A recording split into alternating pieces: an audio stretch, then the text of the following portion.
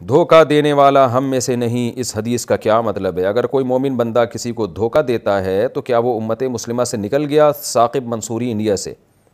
دیکھیں اس طرح کی جتنی بھی احادیث ہیں جن میں آتا ہے جو پڑوسی جس کا بھوکا سوئے وہ خود کھانا پیٹ بھر کے کھائے وہ مومن نہیں ہے، یا جس نے نماز چھوڑ دی وہ کافر ہو گیا، تو اس طرح کی حدیثوں کا جو مفہوم ہے وہ یہ نہیں ہے کہ سچی مچی کا کافر ہو گیا، بلکہ کفر کے قریب پہنچ گیا۔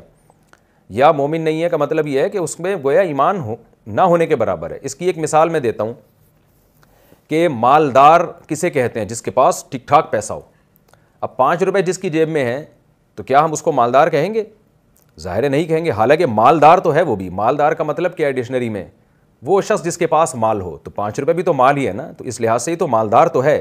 تو حقیقت کے لحاظ سے تو یہ مالدار ہے، لیکن عرف کے لحاظ سے یہ مالدار نہیں ہے۔ یعنی عرف میں ایسے شخص کو مال والا کہا نہیں جاتا، کیونکہ اتنا تھوڑا مال ہے کہ اس تھوڑے کو آپ کیا مال کہو گے۔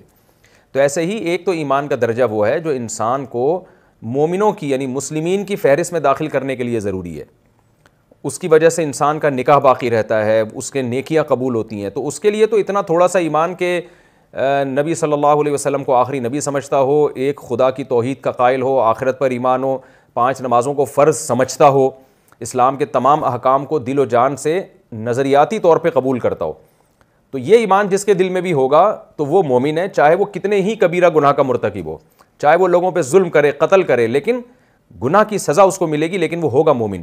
لیکن احادیث میں ایسے شخص کو مومن نہیں کہا گیا، کیوں؟ کہ بھئی یہ اتنا تھوڑا ایمان ہے کہ اس ایمان کی وجہ سے آپ ڈائریکٹ جنت میں نہیں جا سکتے، آپ جاؤ گے پہلے جہنم میں۔ تو یہ ایمان معتد بھی ہی ایمان نہیں ہے، قابل ذکر ایمان نہیں ہے، یہ اتنا لنگڑا لولا ایمان ہے کہ جو آپ سے عمل ہی نہیں کروا رہا۔ یہ کیسا ایمان ہے کہ آپ پیٹ بھر کے کھا رہے ہو اور آپ کا پڑوسی بھوکا سو رہا ہے، جبکہ آپ کو پتہ ہے کہ اس پہ مجھے سزا بھی ملے گی قیامت کے دن، اور میں اس کو پیٹ بھر کے کھلاؤں گا تو اس پہ اللہ کئی گنا زیادہ بڑھائے گا، پھر بھی نہیں کھلا رہا، اس کا مطلب تمہارا ایمان کیسا ایمان ہے؟ یہ قابل ذکر ایمان تو نہیں ہے نا۔ یہ تو ایسے ہی ہے جیسے ایک آدمی کے پاس 5 روپے ہوں اور وہ کہے میں مالدار ہوں۔ تو یہاں بھی حدیث کا مطلب یہی ہے کہ جو دھوکہ کرتا ہے وہ ہم میں سے نہیں ہے۔ تو مطلب یہ ہے کہ پریکٹیکلی عملی مسلمان نہیں ہے وہ، ٹھیک ہے، عقیدے کے لحاظ سے مسلمان ہے، سزا کھا کے جہنم سے نکل آئے گا ایک دن، لیکن عملی طور پر وہ مسلمان نہیں ہے، کیونکہ مسلمانوں والی علامتیں اس میں نہیں پائی جاتی۔